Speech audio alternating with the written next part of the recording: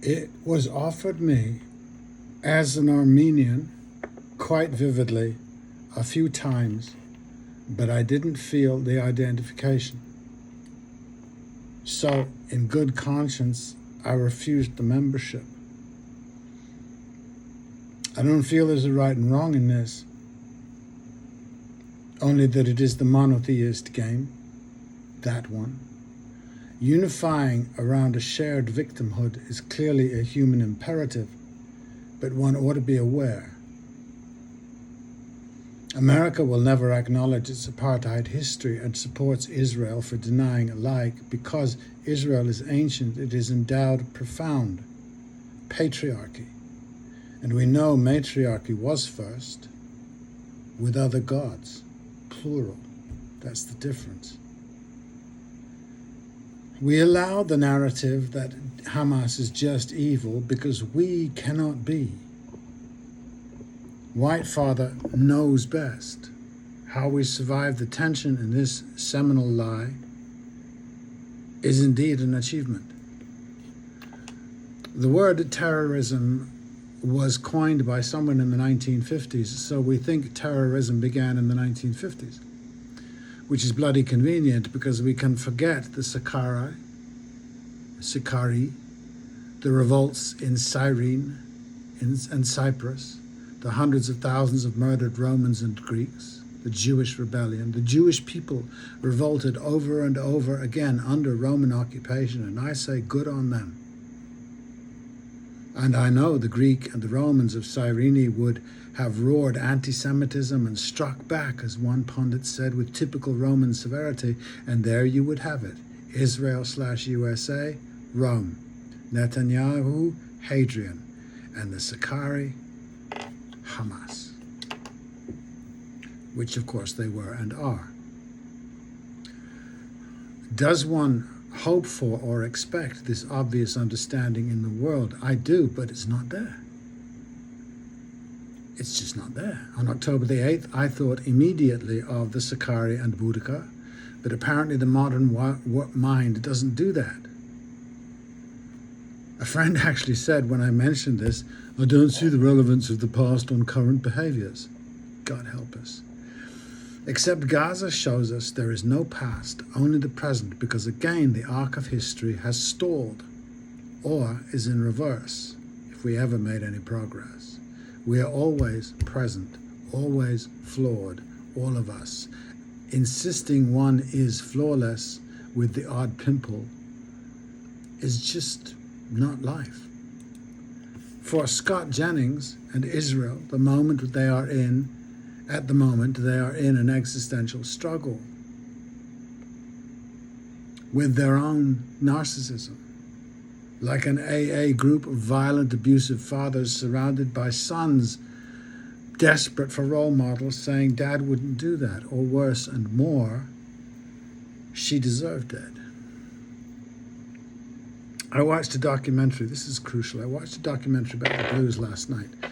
The camera chases around these wonderful, angry old men in Britain, often victims of apartheid.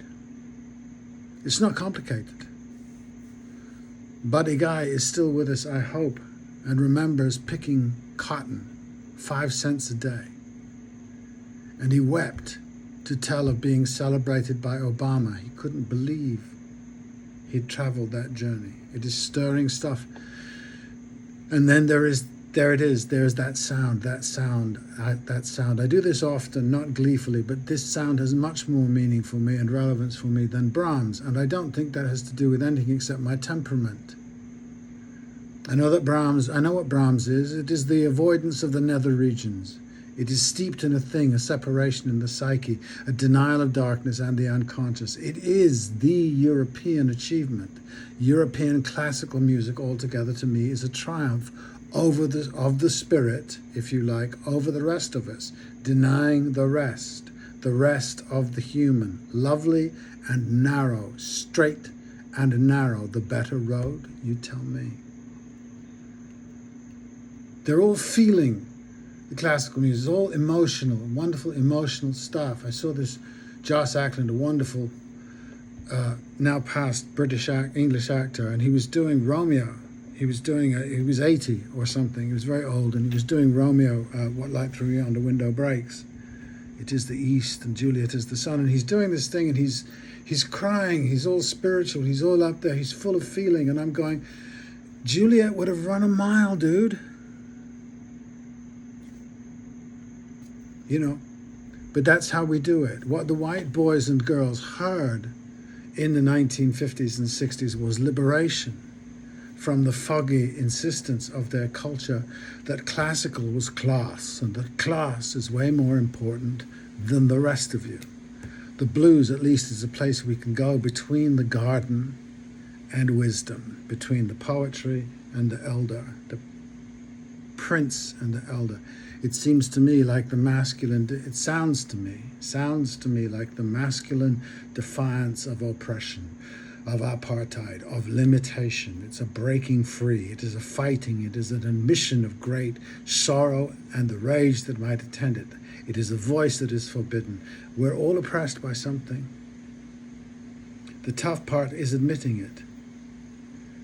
I hope the blues, to step apart from the cliche, is the beginnings of resistance, the impulse of resistance, the admission of oppression, while the Lord says, but you will inherit. Yes. So yes, it is devil music, the one cast down by his jealous white God.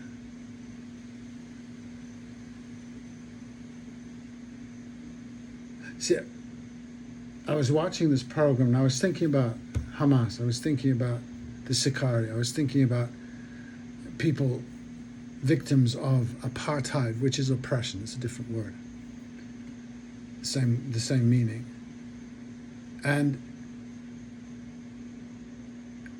somehow what they did, these blues men, and the culture that went out to the speakeasies and to the juke joints and danced to this music, and somehow I think the function of that was to somehow get over the horror of their lives, the sheer horror of their lives in the Mississippi Delta. So what they didn't do was to